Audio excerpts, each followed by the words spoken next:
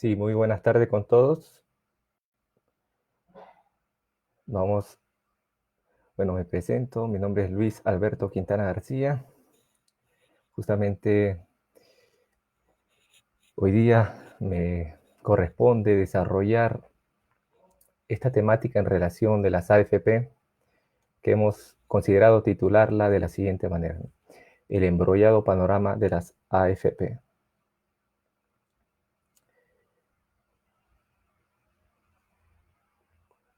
Entonces, este tema me parece fundamental porque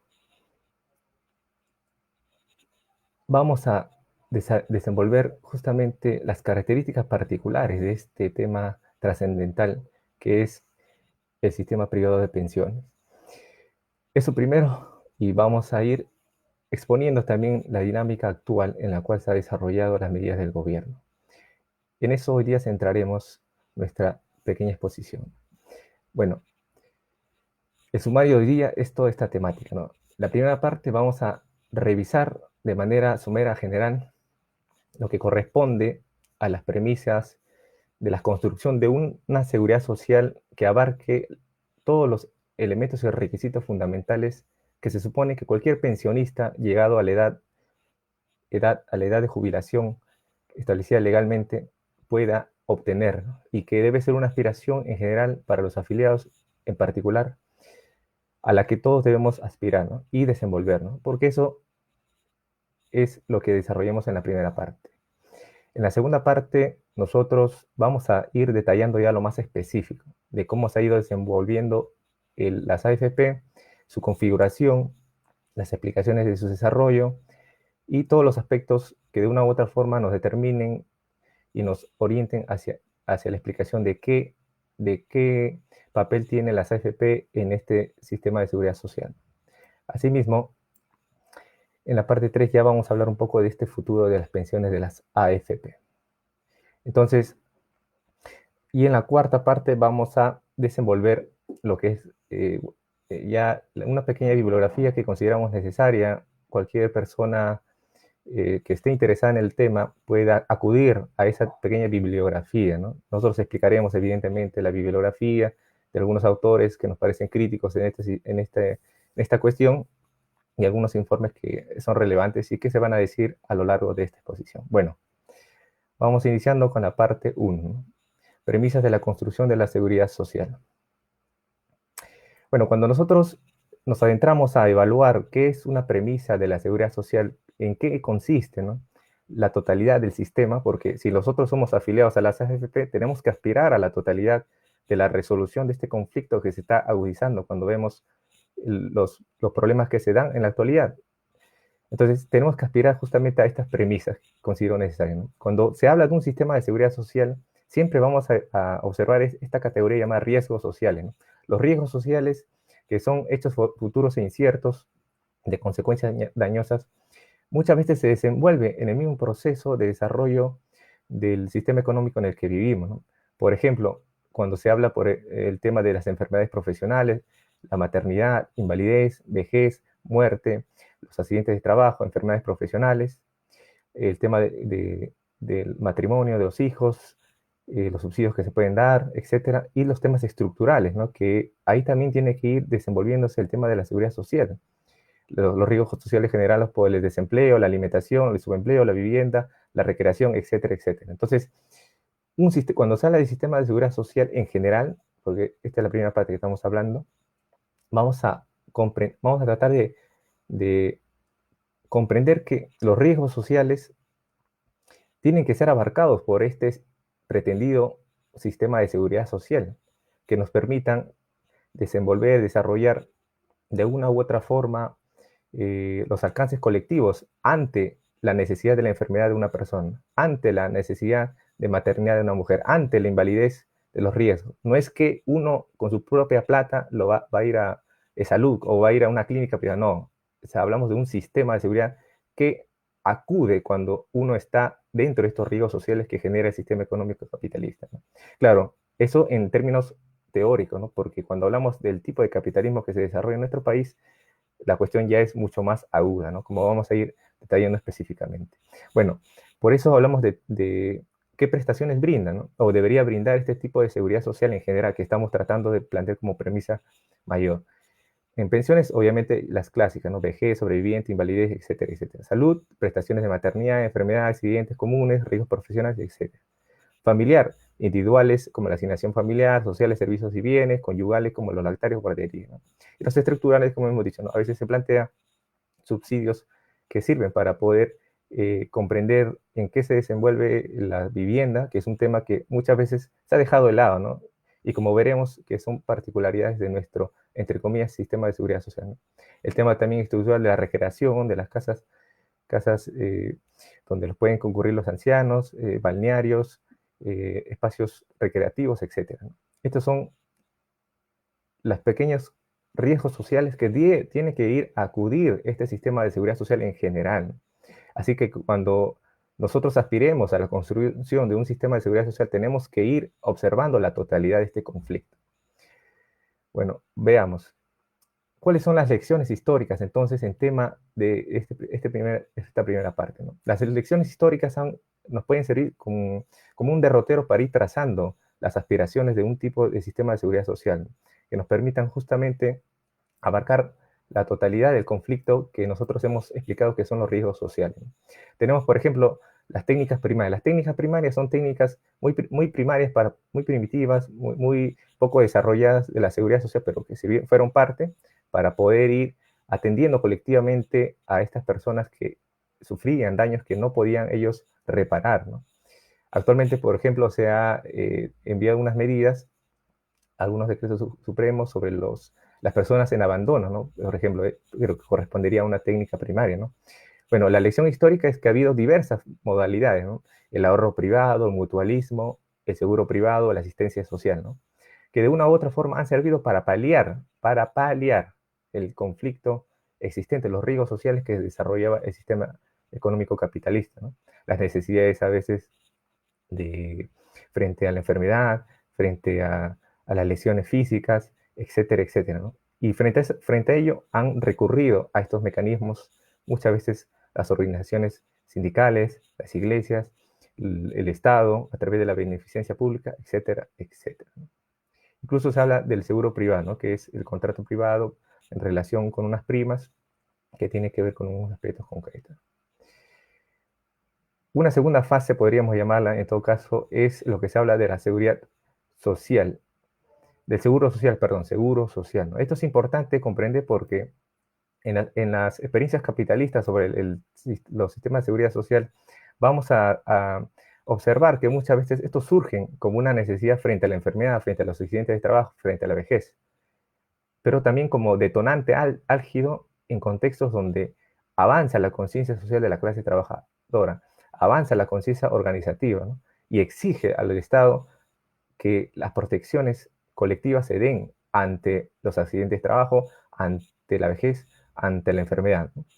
En el caso de la seguridad social siempre se va a poner como ejemplo el caso de Otto von Bismarck, quien impulsó justamente este modelo, evidentemente contributivo, como parte del crecimiento industrial en 1848 en Inglaterra, perdón, en Alemania, y vamos a ver que plantea los tipos de una ley de seguro para la enfermedad, una ley de seguro de accidente de trabajo y una ley de seguro de vejez e invalidez, ¿no? Entonces, estas lecciones nos pueden dar a entender cómo ha ido evolucionando, ¿no? Entonces, tenemos un primer momento con las técnicas primarias, pasamos a la seguridad, al seguro social y ahora pasamos a la tercera lección histórica, ¿no? En los países capitalistas, ¿no? Bueno, aquí vamos a nombrar la experiencia también de lo que ha sido en Inglaterra con el impulsor Sir William Beveridge, quien habría desarrollado una suerte de antecedentes de lo que actualmente se podría ir comprendiendo como seguridad social, ¿no? En relación a la universalidad, a la solidaridad, que no solamente sea una cuestión de los trabajadores, sino toda la población, abarcar mayores prestaciones sociales, vivienda, alimentación, otras actividades, también la cuestión del trabajo en el hogar, etcétera, etcétera. Entonces, estas experiencias las podemos nosotros sintetizar en todo caso en la siguiente, ¿no? Que es importante tomar nota, ¿por qué? Porque porque en el desarrollo de lo que viene a ser las propuestas, nosotros incidiremos bastante en estas temáticas. Nosotros vamos a hacer, en la tercera parte de esta exposición, vamos a hacer incidencia bastante en lo que viene a ser estas premisas básicas, ¿no? Evidentemente, cualquier tipo de seguridad social en general que desee proteger, no solamente el tema de pensiones, que es un aspecto incluso solamente, como se hace en las AFP, dar una pensión y ahí limitarse a ello, tiene que ser parte de una política nacional de transformaciones económicas estructurales, ¿no? También tiene que desenvolverse bajo planes cortos, medianos y largo plazo. Tiene que haber necesariamente una alta conciencia social y participación de los trabajadores en la gestión, ejecución, seguimiento, fiscalización de toda la actividad, ¿no? Porque obviamente a veces está sujeto pues a que ciertos sectores puedan lucrar con los grandes ingentes, como la riqueza social generada por los trabajadores. Claro, y en los países como el nuestro, países de tercer mundo, de un tipo de capitalismo que se desarrolla, es necesario que estas ingentes cantidades se redistribuyan en el ámbito del capital productivo nacional, ¿no? Y que se oriente a un proceso de industrialización, ¿no? Asimismo, el financiamiento debe provenir de diversas fuentes permanentes y garantizada vía presupuesto nacional, ¿no? Eso es una lógica para poder darle soporte técnico y que no sea, digamos, muy variable o sujeto a decisiones políticas, ¿no? Por decirlo así, ¿no? Asimismo, la seguridad social tiene que comprenderse no como un paliativo, no es reproducir un paliativo, darle a una persona que está en miseria por pena, no, es un mecanismo de la distribución de la riqueza existente en la sociedad, ¿no? Cuando se habla de PBI, pero ¿dónde está distribuido ese PBI, ¿no? A veces se habla de manera muy abstracta, ¿no? Cuando hay sectores sociales, hay clases sociales, y muchas veces no se responde a esa premisa, ¿no? Por tanto, es necesario que se desencadene como un mecanismo de redistribución de la riqueza, ¿no? Asimismo, juega un papel importante el carácter de las negociaciones colectivas, ¿no? Y cuando en el Perú hablamos de negociaciones colectivas, lo más estancado que existe en nuestro país, gracias a los gobernantes de turno, que a diestra y siniestra han impedido su asomo, su avance en ese sentido, ¿no? Ahora, ¿cuáles son los derechos y garantías que debería asistir este tipo de seguridad social que nosotros aspiramos? Evidentemente tiene que hacer beneficiario a la totalidad de la población, otorgar subsidios de vejez, invalidez y de todos los demás, prestar asistencia eficiente en pérdida de la capacidad laboral y tratamientos sanatorios, casas de reposo, vacaciones suplementarias, ¿no? Y esto a veces sería algo muy irreal en un país como nosotros, donde nos fraccionan las vacaciones y hay una suerte de decretos de urgencia donde se impide la negociación colectiva, etcétera, etcétera, ¿no? Subsidios por turismo, poner en práctica todo un sistema de salubridad basado en la prevención, asistencia médica garantizada y gratuita, tanto en la capa simple y compleja, ¿no? Que actualmente ha sido capturada también por los grupos económicos, ¿no? Todo el proceso productivo, ¿no? Desde la producción hasta la distribución. Asistencia curativa y profiláctica en general a la población, los trabajadores de la empresa, asistencia económica a la madre y el niño. Claro, y ahí se ven las particularidades muchas veces de las poblaciones en relación que se tiene que proteger, ¿no? En este caso hablamos de la madre, el niño, de la casa cuna, casa hogar, alimentación, jardines infantiles, consultorios y descanso subsidiado, ¿no? Claro, y eso también implicaría una protección especial a muchos sectores, por ejemplo, que son olvidados, ¿no? Por ejemplo, en el caso de los inválidos, en el caso también de los pueblos indígenas, las comunidades nativas, las comunidades campesinas, etcétera, etcétera, ¿no? Que tienen sus particularidades y también el sistema de seguridad social en pensiones tendría que ir a recurrir a atender a estos sectores, ¿no? Entonces, estas son las premisas generales que nosotros queremos desarrollar y comprender para poder explicar lo que hoy día hemos venido nosotros a tratar de comprender, ¿no? Entonces, bajo esas premisas, ¿qué es lo que tenemos nosotros? Vamos a ver, ¿no? Ahora vamos al terreno concreto, al terreno concreto específico. Bueno, evidentemente tenemos un sistema de salud, ¿no? Tenemos el SIS, tenemos las EPS y de salud, ¿no? Y tenemos también un sistema de pensiones, un seguro de pensiones, que es algunos que se contribuye, mensualmente se contribuye, como el caso de las ONP, y otros tienen una suerte de comisiones, ¿no? Como son las AFP, y es ahí donde nosotros vamos a entrar, ¿no? Entonces nosotros vamos a entrar en esta temática y vamos a evaluar también lo que viene a ser todos sus aspectos de las AFP. Y en este caso, claro, el régimen no contributivo, que es la presión 65, pero nosotros vamos a hacer incidencia sobre lo que viene a ser el régimen privado. Entonces, ya hemos dicho ya la proyección abstracta, teórica, a la cual deberíamos atender, ¿no?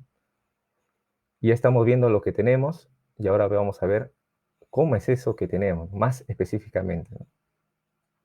Entonces, vamos a atender a esta segunda parte, ¿no?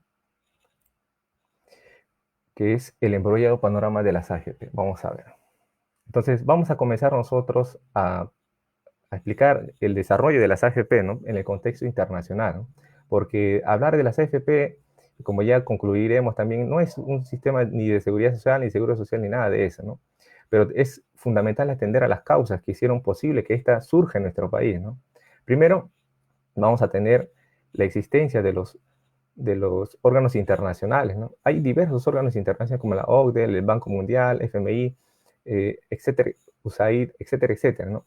Que muchas veces, por las propias contradicciones que surge el capital internacional, se ve obligado a buscar nuevas fuentes de ingresos, ¿no? Y eso es lo que ha ocurrido, por ejemplo, con la crisis del petróleo en 1973 y la deuda externa, ¿no?, de los países. ¿Qué ha ocurrido en este contexto de crisis? Hay una fórmula que nos puede explicar bastante en relación, como le explica el economista Arrizabalo, en relación crisis, deuda externa, ajuste fondo monetarista y deuda social, ¿no?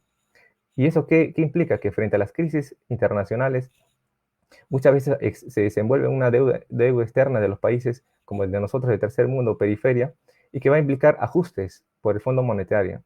Pero, es decir, para que los préstamos sean dados, van a tener que subordinarse a ciertos programas macroeconómicos, y en el cual no está, desde luego, excluido lo que viene a ser los sistemas privados, o la existencia, o hacer surgir un sistema privado de pensiones, ¿no? Es ahí donde está incluido, ¿no? No está fuera de este problema, está dentro de este problema como parte de este diseño fomentado por estos órganos internacionales.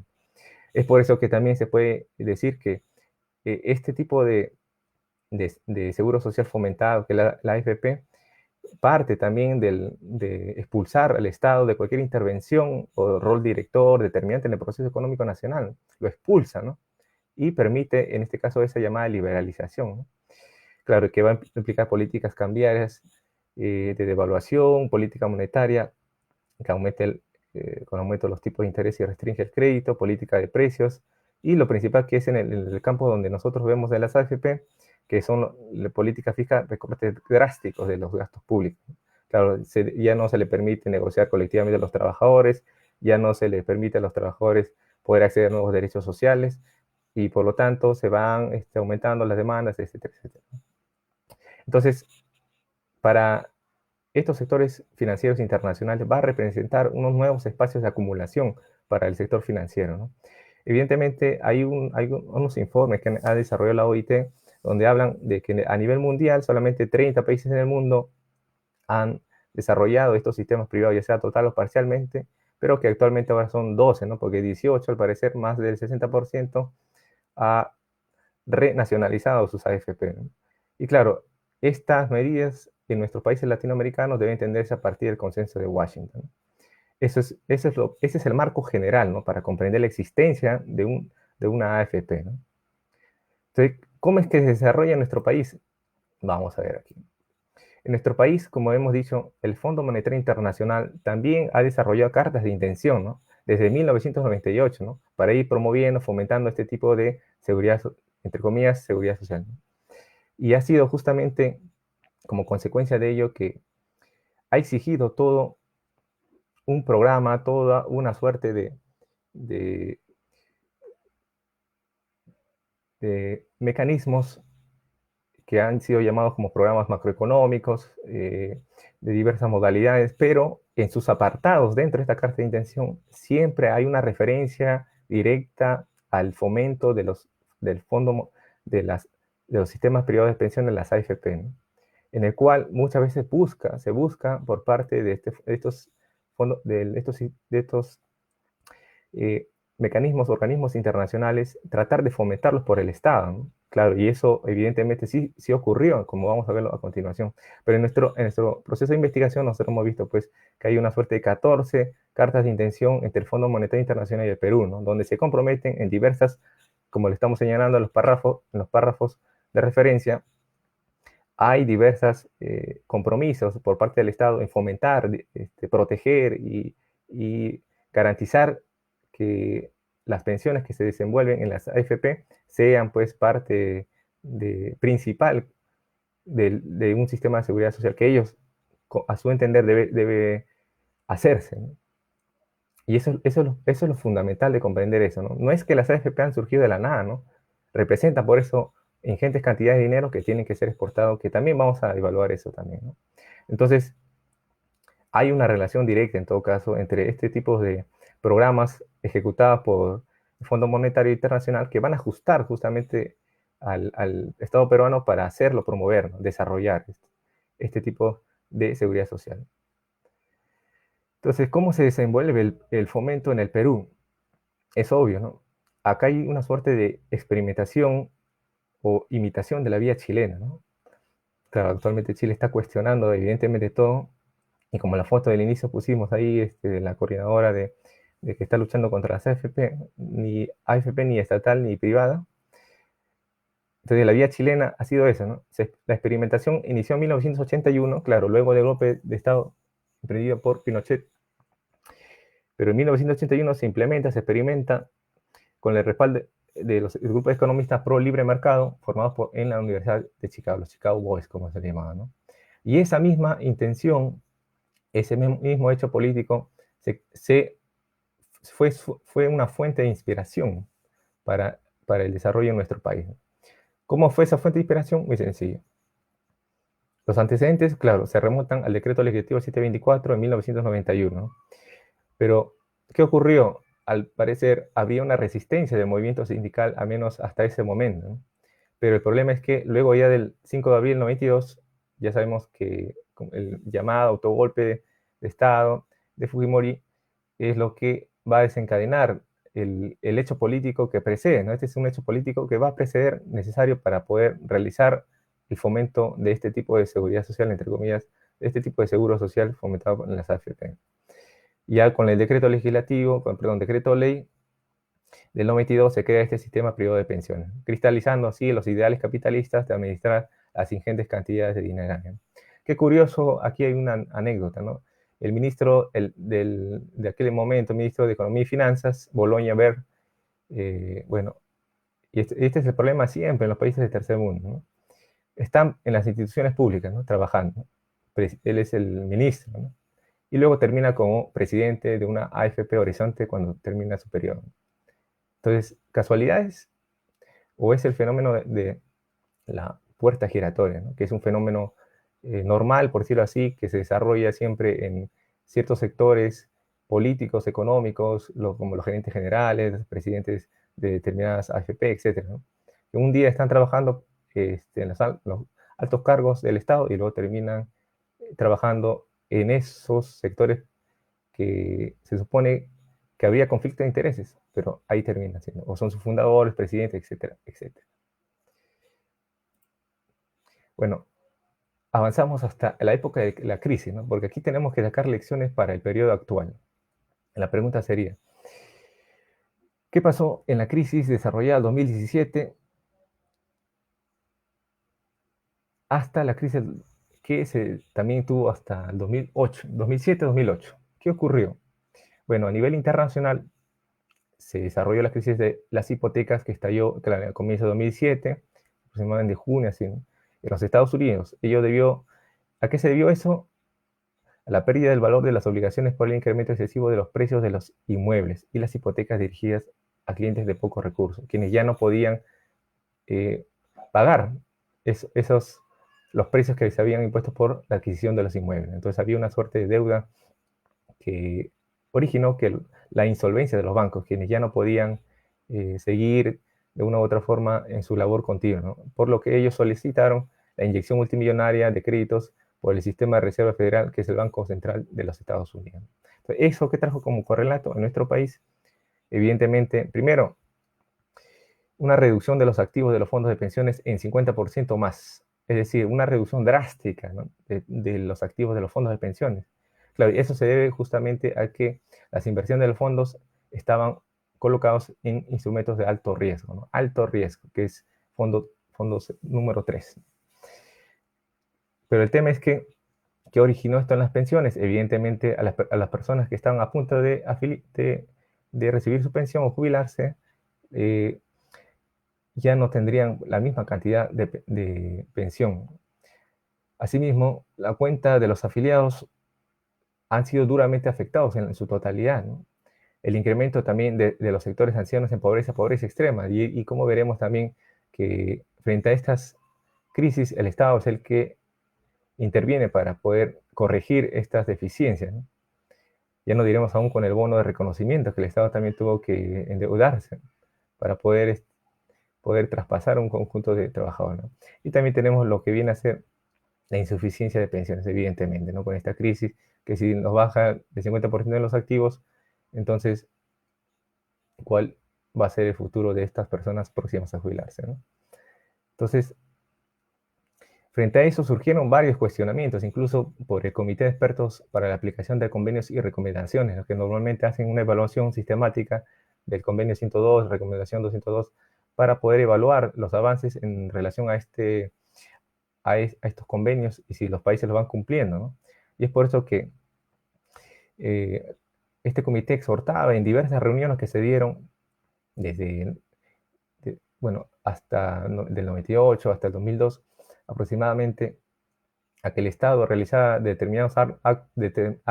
determinados actos en relación a las AFP, para que éstas respeten los principios establecidos en el convenio 102. Claro, es que el tema es que, a pesar de que el Estado, desde sus inicios, cuando estaba en las reuniones frente a este comité de expertos,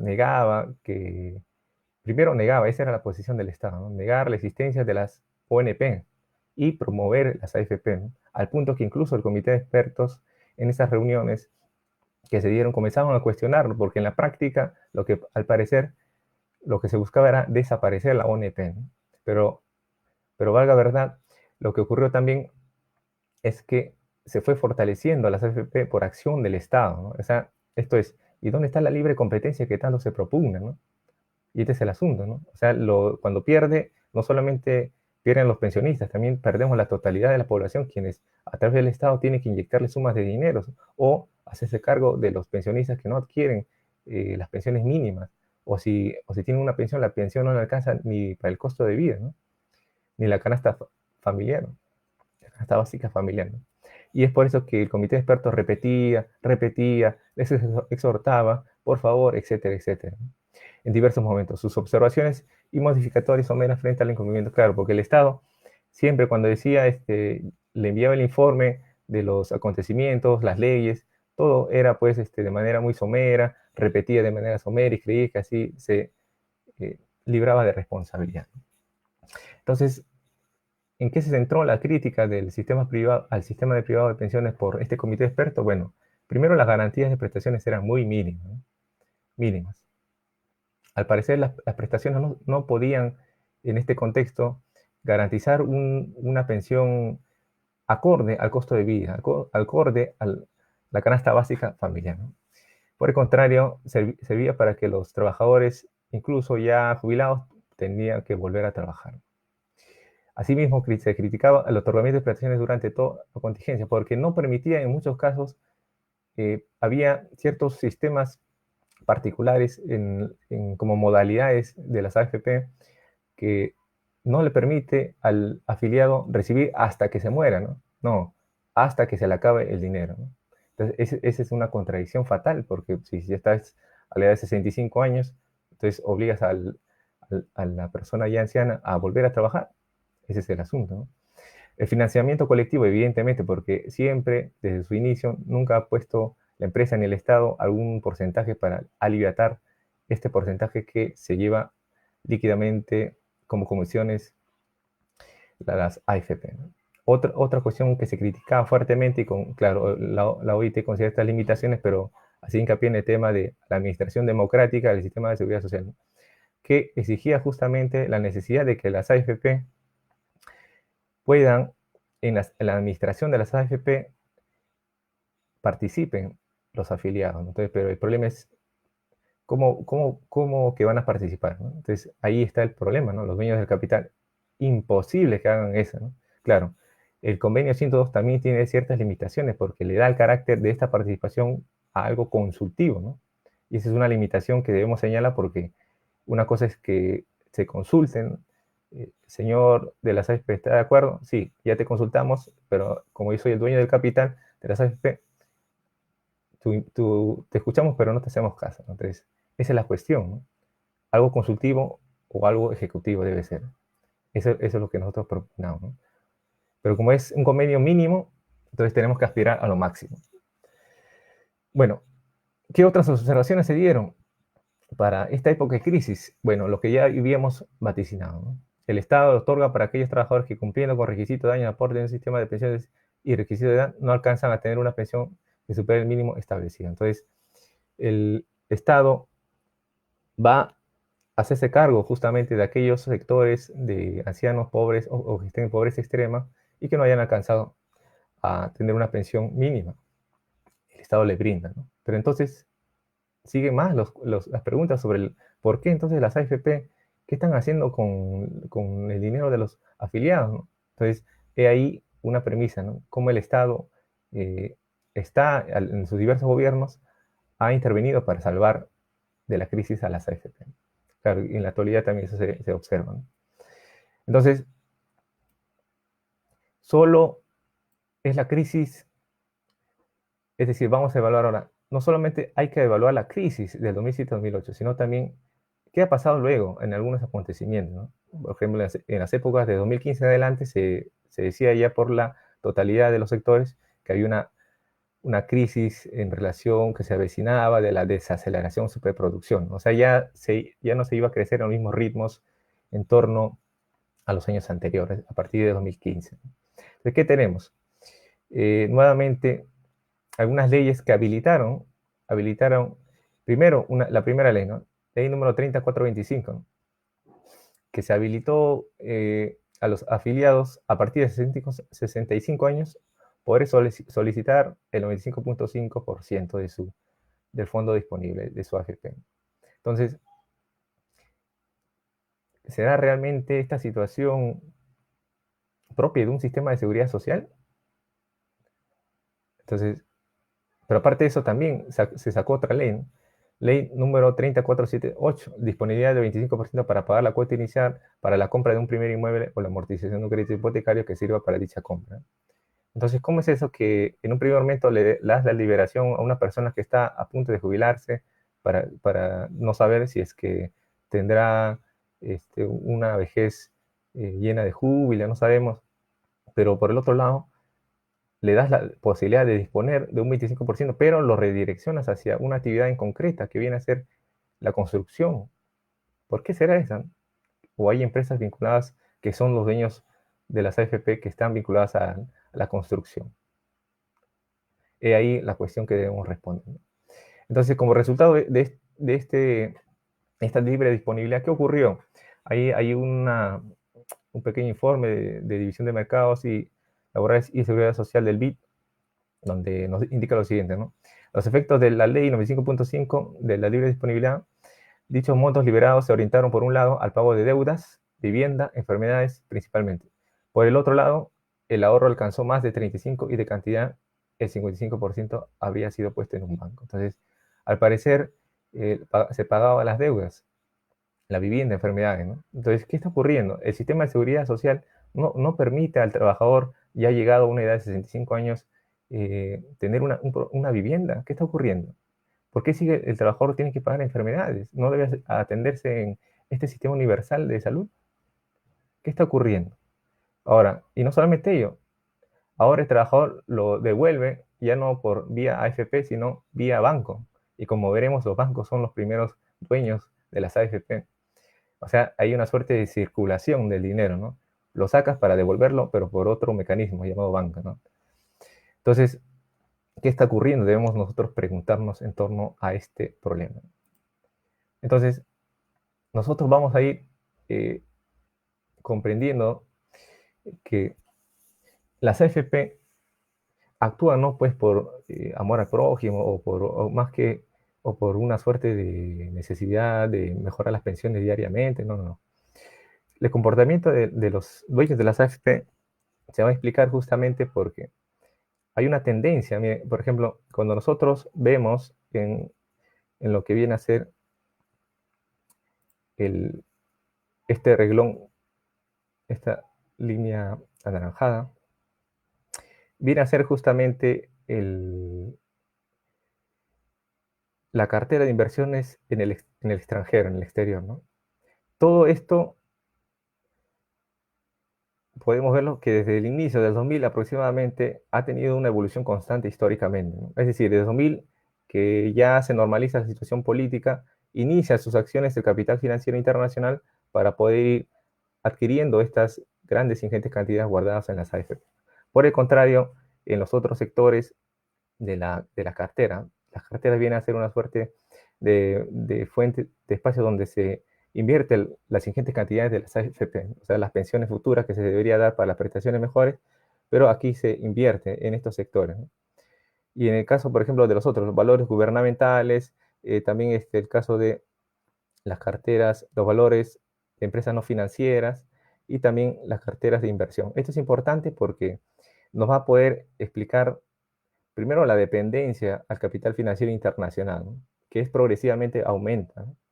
Porque cuando nosotros veamos, por ejemplo, cuánto es el porcentaje de la totalidad del fondo invertido en estos sectores, ya sea el sector que hemos indicado ahora, ¿no? Inversiones en el exterior, empresas del sistema financiero, empresas no financieras o valores gubernamentales, vamos a ver que la mayor parte se invierte en el ámbito exterior, ¿no? Tal y como lo hemos aquí detallado, ¿no? Desde el 2000 va aumentando progresivamente y no se detiene, ¿no? El proceso de rentabilidad del capital financiero internacional no se detiene, no se interrumpe, ¿no?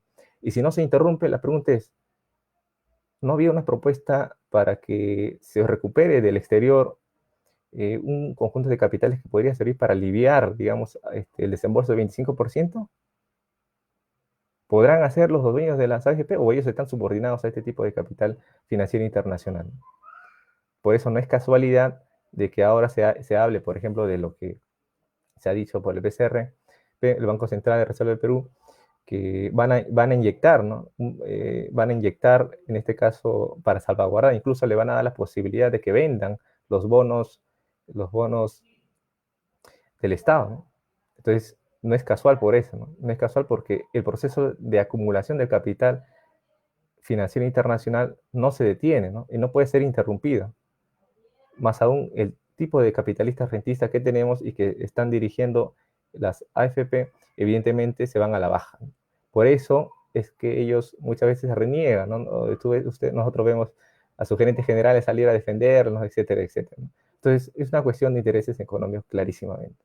Vamos a ver lo más específico entonces. Vamos a ver. Aquí está, ¿no? Aquí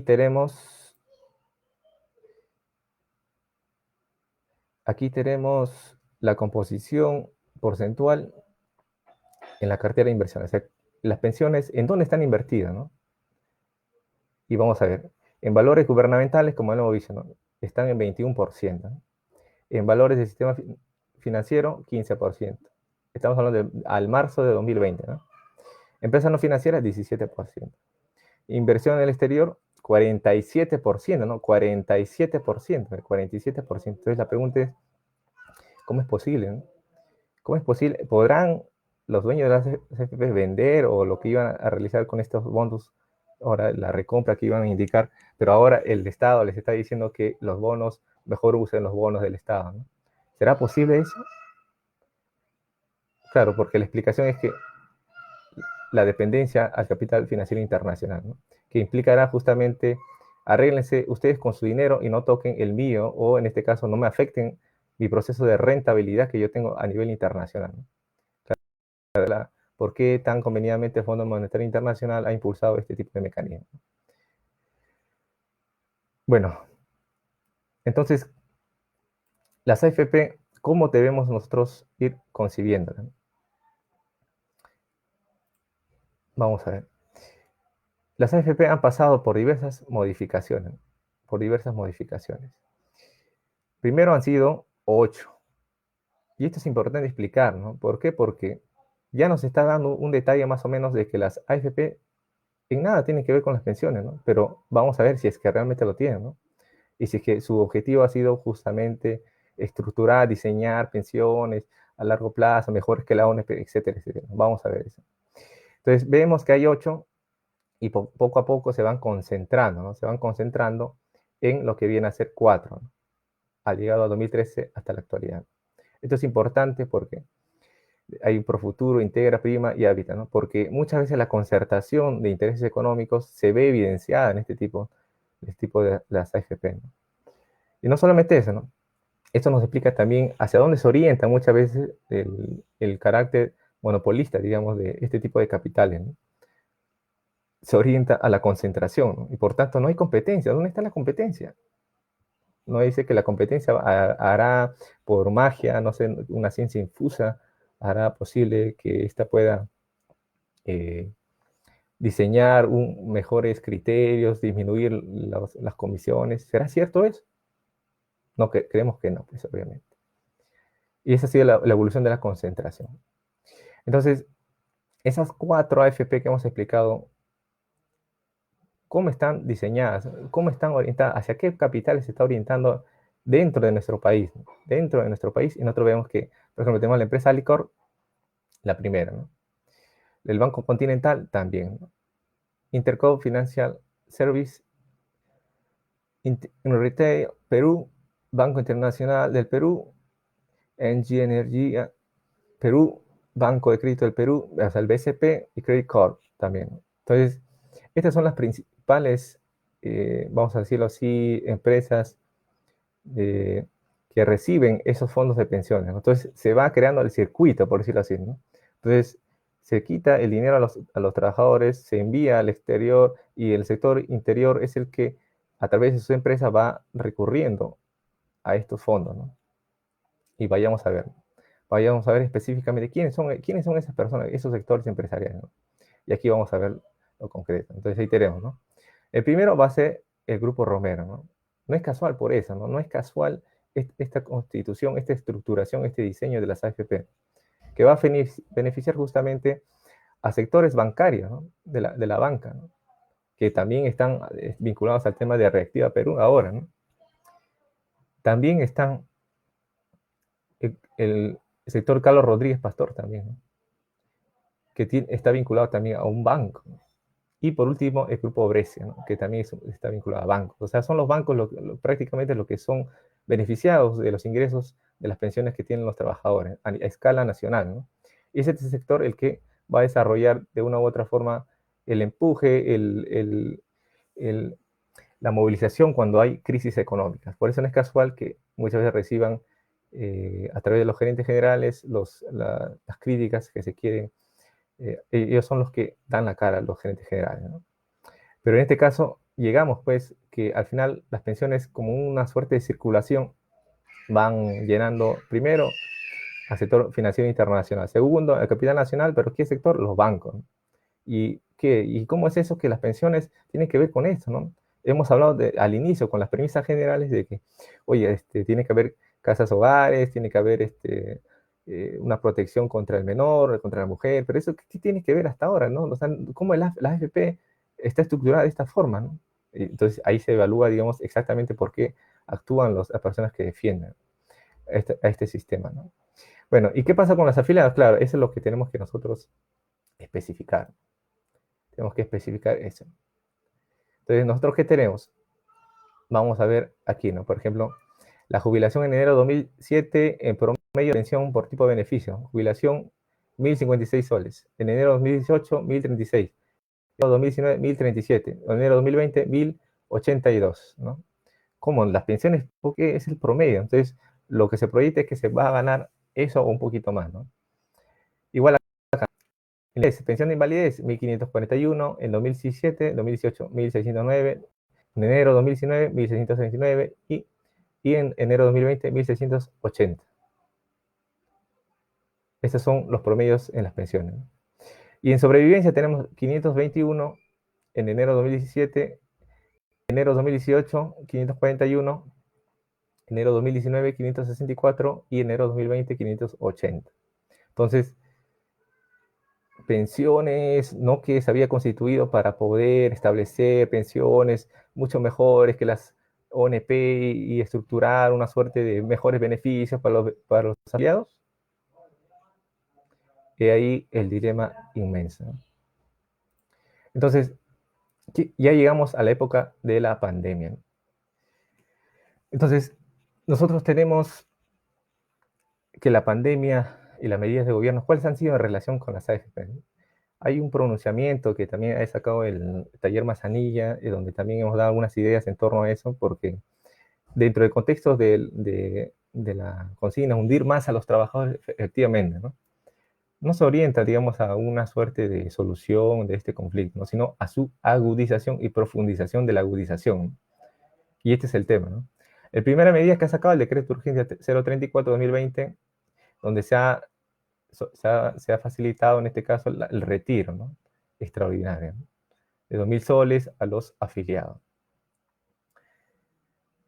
Pero también, y esto es lo último que se ha emitido, la ley número 31017, donde se ha establecido, ¿no?, el retiro de hasta el 25% en relación del tope mínimo, una OIT 4.300 y el tope máximo 12.900, ¿no? Y a los que tienen menos de 4.300 en su fondo acumulado de sus CIC o cuenta individual de capitalización, pueden disponer de ese 100%. Claro, y ahí están las referencias, ¿no?, que deben solicitarlo en el plazo máximo de 60 días, calendario publicado, el procedimiento operativo de la SBS, que todavía aún está en proceso, los afiliados al sistema de prevención, beneficios claro, los que han sido beneficiados o los que han recibido o han sacado los 2.000 soles de la ley anterior, del decreto de urgencia que hemos señalado acá. Si ya ha sacado esto, entonces hay que restarle nada más a lo que ya correspondería sacarte, ¿no?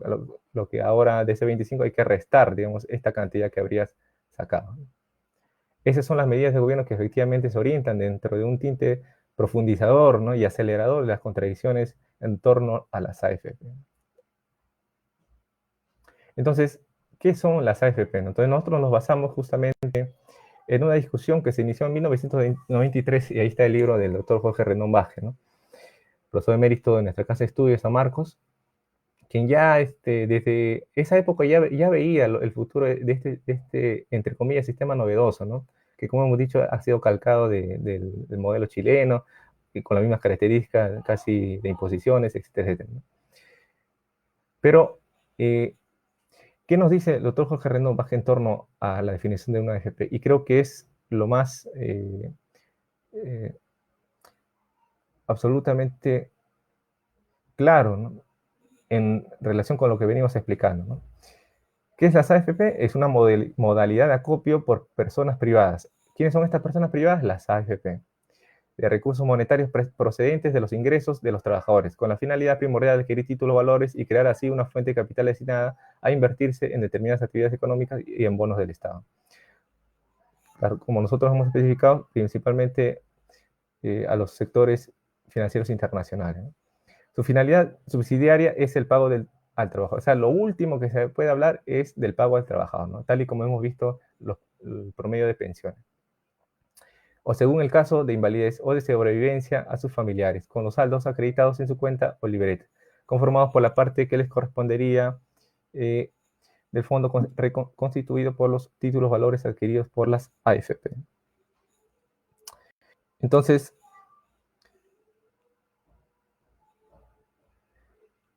veamos que en esta definición se explicitan los elementos tanto reales y objetivos por el cual las AFP no tienen ninguna vinculación, o en última instancia, de lo último que se puede hablar, son pues de otorgar pensiones, incluso es un aspecto muy pequeñísimo, digamos, de un sistema de seguridad social en pensiones, ¿no? En general, como hemos partido nosotros desde las premisas, ¿no? Cuando hemos hablado de las premisas, hemos hablado de muchas cuestiones vinculadas a la seguridad social, ¿no? Vivienda, alimentación, subempleo, empleo informal, etcétera, etcétera, ¿no? Pero cuando hemos hablado de las AFP, ¿en qué momento especificamos el tema de las pensiones, ¿no?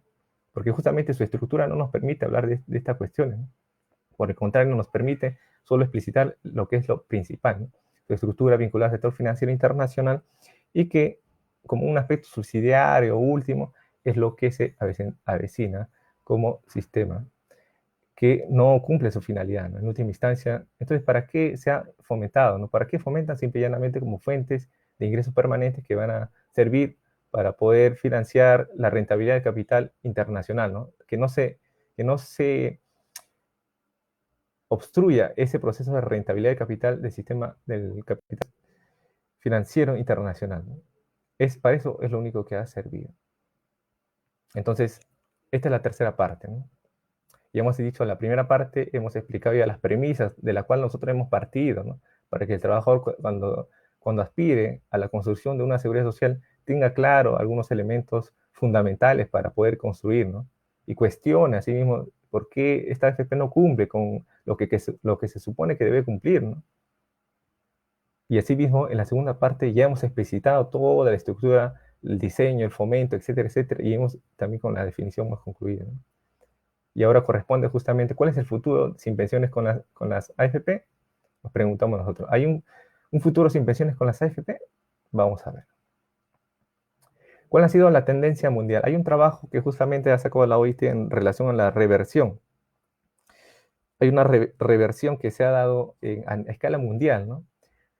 Y curiosamente, este informe de la OIT que ha salido, y que lo tenemos en la bibliografía, también lo vamos a pasar ahí, para que puedan ustedes, trabajadores, informarse sobre estos temas fundamentales, ¿no? Dice lo siguiente, leemos para los que nos están siguiendo. A nivel mundial, los países están abandonando las pensiones privadas de cuentas individuales obligatorias. Entre 1981 y 2018, 30 países privatizaron total o parcialmente sus pensiones públicas obligatorias de la Seguridad Social. En el año 2018, de estos países habían vuelto a reformar su sistema de pensiones, revirtiendo total o parcialmente las privatizaciones. Los sistemas privados y obligatorios de pensiones tuvieron que hacer frente a los elevados costos administrativos y transición. Claro, ahí ve el bono de reconocimiento, el tema que generaba también ciertos pagos que tenía que cumplir con esta transición. Vieron reducidas, continúa la autora, dicen, vieron reducidas sus tasas de cobertura, claro, los afiliados sufrieron el deterioro de los niveles de beneficios y crecientes desigualdades de género y de ingresos, claro, porque como tenemos un comentario justamente en relación a eso, ¿no? Cuando se refiere al tema de género, porque las mujeres muchas veces están vinculadas a los trabajos domésticos. ¿Quién las protege socialmente si se enferman? ¿Quién vela por su cuidado de salud o cuando está en gestación, ¿no? Porque hay pequeñas interrupciones dentro del proceso laboral, ¿no? Que a veces no le permitiría en una AFP poder seguir solventando económicamente ese porcentaje de la comisión, ¿no? Por eso es que se dice el tema de desigualdad de género, ¿no? Y de ingresos, claro, porque los ingresos muchas veces van a ser diferenciados en este caso, ¿no? Si bien las reversiones de la privatización de las pensiones necesitan más años, claro, hay algunos países como el nuestro, aún falta, no se sabe, todo dependerá de los trabajadores y los afiliados organizados, concientizados, para que esto madure, ¿no? Y se expulse o se evalúe realmente, se explicite, ¿no? El real conflicto en el cual está la AFP, ¿no? Desde ya, dicen las autoras, se pueden observar mejoras claras y mensurables y efectos positivos en términos de reducción de las presiones fiscales, menores costos de administración, mayores niveles, claro, eso en relación al los sistemas públicos, ¿no? Mayores niveles de cobertura, beneficios, menores desigualdades en género, claro. La reversión, cuando dice la reversión de privatizaciones de pensiones, necesita más años para madurar, ¿no? Esta reversión es lo que ha estado analizando estas investigadoras, que implican más años para poder analizar, ¿no? Una reversión que ha ocurrido en Nicaragua, Ecuador, o que también está siendo impulsada en lo que viene a ser Chile, ¿no? Colombia y otros países. Está discutiendo, ¿no? Pero se tiene que ir evaluando, ¿no? Vamos a ver, ¿no? Entonces, nosotros estamos viendo que hay un panorama de reversión de la privatización. ¿Qué quiere decir reversión? Quiere decir que se están renacionalizando los sistemas de seguridad social en los países, como Bolivia, por ejemplo, ¿no? Y el tema es que están dando mejores resultados en relación de la presión fiscal, menores costos administrativos. Claro, menores costos administrativos, pues, porque si no se gasta en publicidad, si no se gasta pues en altos costos de los gerentes generales, el directorio, en gastos en publicidad, ¿no? O sea, y gastos también en abogados que van a impedir que muchas veces cobren los afiliados. Entonces, esos gastos que son gastos improductivos tienen que eliminarse. Hay menores costos administrativos, mayores niveles de cobertura. Claro, la cobertura es importante. y beneficios, menores desigualdades en todo caso, ¿no? Pero en este contexto, ¿qué ocurre? Nosotros tenemos que explicitar el conflicto que muchas veces es el punto de partida que todo afiliado, trabajador debe tratar de comprender, ¿no? Para cuando ellos traten de cuestionar las AFP, puedan tener un proyecto concreto, porque esa es su tarea, ¿no? Su tarea también de materializar esas proyecciones, ¿no? Como nosotros hemos puesto al inicio, algunas premisas básicas. ¿Cuál es ese conflicto, esa relación social que está ocultándose en todo este embrollado panorama? El siguiente, ¿no? Viene a ser el conflicto que subyace y pervive. ¿Cuál es el conflicto que subyace y pervive? Primero, tenemos por un lado al trabajador, al afiliado, ¿no? Ahí tenemos un cartel que dice, ¿no? La riqueza de ellos es nuestra pobreza. ¿Qué dice? ¿Quiénes son ellos? Los dueños de la AFP, ¿no? ¿Cuál es ese conflicto que subyace en todo el sistema de las AFP, sistema privado de pensiones? Es este conflicto, ¿no? El conflicto entre la riqueza generada por los trabajadores en toda su vida laboral, el afiliado, versus la forma privada de apropiación de la riqueza de los afiliados por los dueños de las AFP. Ese es el conflicto matriz, ese es el conflicto, vamos a decirlo así, principal que subyace dentro de este sistema privado de pensiones, ¿no? Cualquier medida que busque solucionar o resolver tiene que apuntar hacia la eliminación de esta relación conflictiva, ¿no? Si es que no se apunta hacia eso, como hemos dicho, ¿no? ¿Qué hubiera pasado? Yo me preguntaba, ¿no? Si hubiera habido una suerte de coordinación o órgano que centralice a los afiliados, a los jubilados, a los pensionistas, etcétera, en las AFP, en épocas de COVID, ¿no? ¿Qué hubiera ocurrido si al llegar en estas épocas de COVID, cómo ellos hubieran actuado si ellos hubieran tenido la decisión en última instancia de cualquier acción en relación con los fondos de pensiones? ¿Qué hubiéramos nosotros, perdón, que hubieran desarrollado esta comisión que luego no existe, pero nosotros nos podemos a pensar, ¿qué hubieran hecho? ¿No hubieran aperturado desde el primer inicio los costos? Las personas que ganan más no se hubieran solidarizado con los que no tienen nada y para que puedan de una u otra forma sobrevivir. ¿No hubieran cortado el sueldo de los gerentes generales, de los directorios, de los gastos inútiles como el de publicidad? ¿No lo hubieran cortado? Claro, y se hubiera eliminado este conflicto, ¿no? Porque si ustedes administraban esta riqueza, obviamente, pero ustedes no están administrando, no están dirigiendo nada de eso, ¿no? Por tanto, el conflicto existe, ¿no? Porque son ellos los que determinan, por eso envían un gerente general para que diga todo lo que tenga que decir, incluso diciendo que el hecho de que ustedes vivan más es algo perjudicial para, claro, los intereses económicos. Este es el conflicto que subyace y que creemos que cualquier afiliado que busque una solución tiene que resolver este conflicto, esta relación social conflictiva, ¿no? Su solución implicará justamente, creemos nosotros, partir por siguientes premisas, ¿no? Que vamos a exponer. Tres aspectos fundamentales a transformar. Lo primero es en la cuestión económica. Nosotros consideramos que quiere garantizar que las ingentes cantidades que administra las AFP deben reorientarse a actividades que promuevan el desarrollo nacional, pero prioritariamente aquellas fuentes que impulsen un proceso de industrialización, industria pesada e industria ligera, ¿no?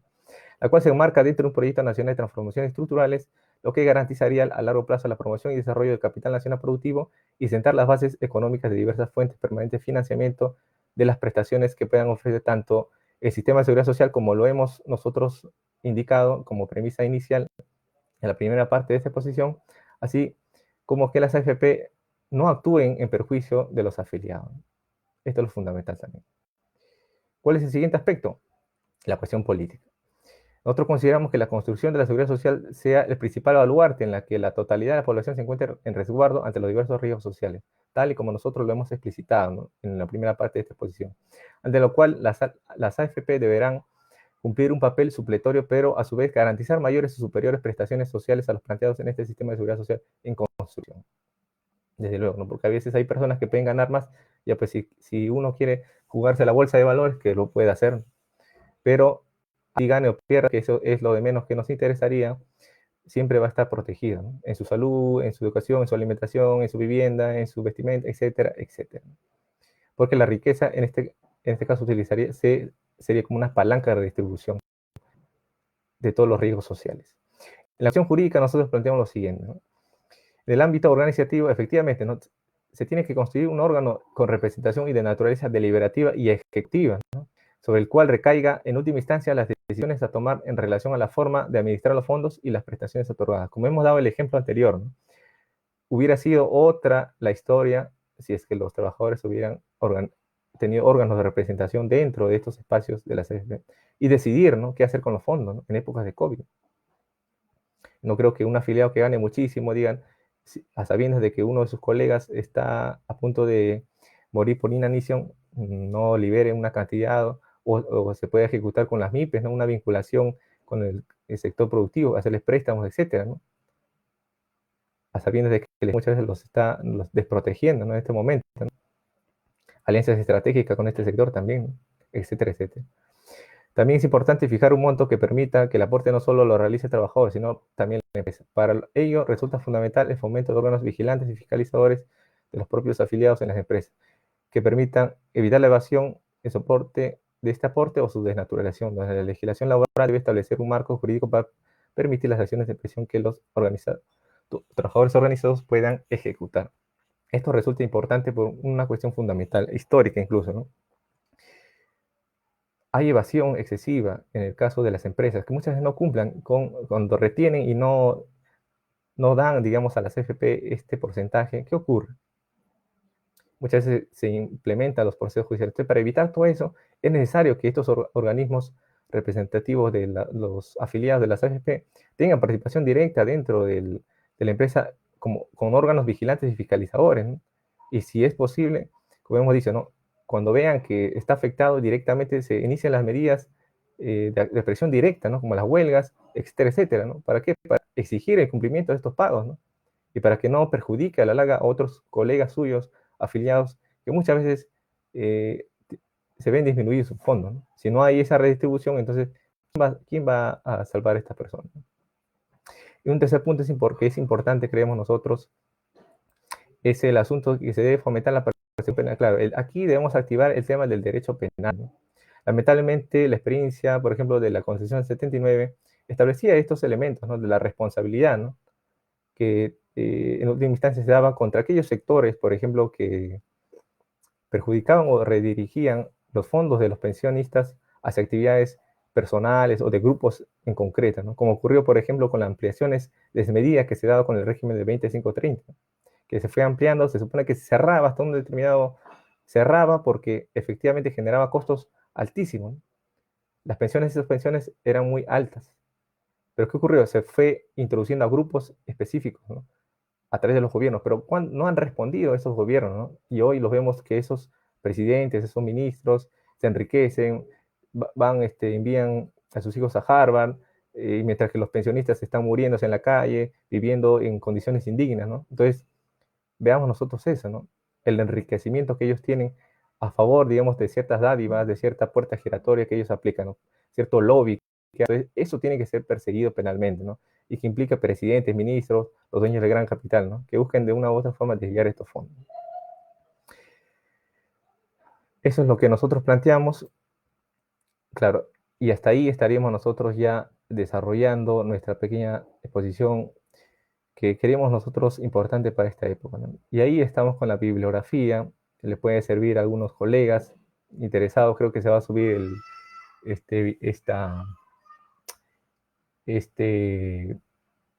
estos PDF se van a subir, y ahí van a poder recurrir a esos elementos, ¿no?, con la totalidad tranquilidad, ¿no? Entonces, si existiera alguna pregunta, nosotros estamos a la orden para poder responderla, o cualquier comentario para poder mencionarlo, ¿no? Ahí vamos a ver las preguntas o comentarios. Dice, nos saluda Teresita, muy buenas tardes, muy buenas tardes. Ahí el colega Luis Miro Quesada. El colega Luis Miro Quesada nos hace un comentario.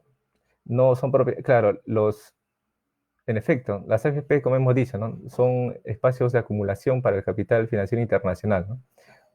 Por eso siempre hemos entrecomillado los planteamientos que se refieren a seguros sociales, etcétera, etcétera. Claro, el colega nos indica que prestaciones que no ofrecían no eran ni mejores, claro. efectivamente, ¿no? Se ha demostrado que se supone que ellos eran los llamados a plantear mejoras, pero nunca ocurrió así, nunca ocurrió así. Por el contrario, siempre se mantuvo una actitud, en este caso, inviable de lo que ellos prestaban, etcétera, etcétera, ¿no? Y en efecto, ¿no? Los experimentos de las AFP, como hemos dicho, ¿no? Tiene que haber un quiebre de todo el sistema político, ¿no? Como Fujimori, ¿no? Si no, no se impone, ¿no? Ese es el asunto. Por eso es que es imposible que puedan seguir mantenidas las AFP, ¿no? Como hemos dicho, a nivel internacional ya es una medida, la tendencia, ¿no? Que está haciéndose como regresión.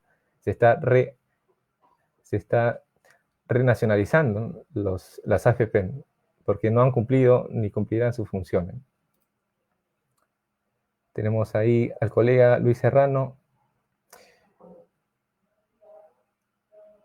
En relación a los objetivos centrales, ¿no? Los objetivos centrales nosotros lo hemos detallado en la primera parte de la exposición, ¿no? Primero, las premisas que constituyen, qué es una seguridad social y cómo atiende los riesgos sociales, ¿no? Las premisas, cuando hemos nosotros analizado la estructura, la dimensión de los ingresos de las AFP, hemos visto que esta se vincula al sector financiero internacional. Estos capitales deberían ser redistribuidos en nuestro país, ¿no? Para fomentar la producción nacional, la industrialización de nuestro país, ¿no? Y que permita las fuentes permanentes de ingresos económicos para poder solventar o financiar, en este caso, las pensiones, pero no solamente las pensiones, ¿no? La totalidad de los riesgos sociales que se crean, ¿no? Como podría ser en el caso de vacaciones futuras o generar subsidios para que los pensionistas puedan viajar, pueda vincularse incluso con el turismo. O sea, se va articulando las áreas de producción económica, ¿no? Y de una u otra forma permite dar una solución total a este conflicto. Muchas gracias. Muchas gracias al colega Max. Muy bien, al colega Manuel.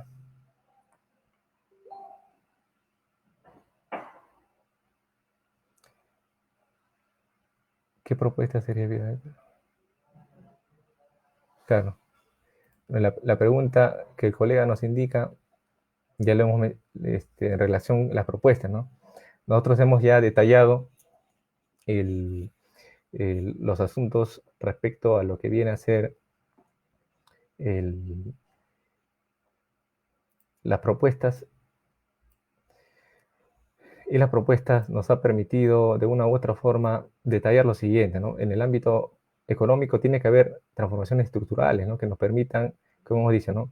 Generar fuentes permanentes de ingresos económicos. En el ámbito político también, ¿no? La relación de supletoriedad tiene que ser, ¿no? Porque no se puede permitir, digamos, que estas fuentes de ingresos se fuguen, digamos, y no sean, pues, para la distribución correcta de las pensiones o de las demás prestaciones que debería otorgar este sistema de seguridad social. Pero en el caso que no ocurre con la AFP.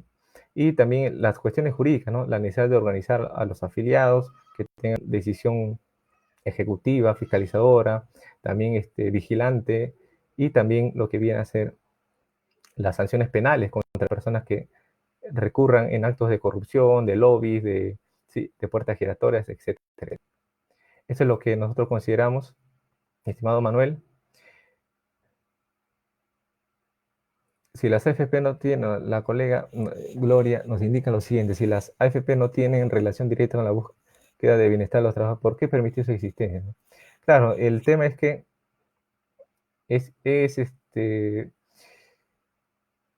no hay razón para poder mantener su existencia, ¿no? A sabiendas de lo que ya se ha comprobado en esta pequeña exposición, ¿no? Pero las propuestas que yo he planteado, desde luego, no lo van a hacer los dueños de las AFP, ¿no? Eso es obvio, ¿no? Porque es justamente resolver el conflicto inicial que nosotros hemos indicado, ¿no? ¿Cuál es el conflicto inicial? Es cómo se administra la riqueza de los trabajadores, pero esta forma de administración que es privada va en contra justamente de la riqueza generada por el trabajador, ¿no? Que al llegar a una edad desea descansar, irse de viaje, disfrutar de la vida, etcétera, etcétera, ¿no? Pero no llega con las pensiones que le otorgan las AFP, ¿no? Entonces, evidentemente, no tiene sentido propugnar su defensa ni nada de ello. Pero nosotros hacemos la propuesta de esa forma a sabiendas de que no van a poder implementar esa propuesta, ¿no?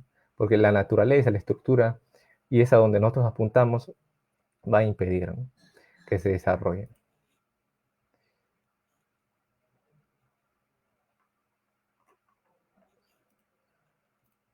Bueno, colegas, a los amigos que nos han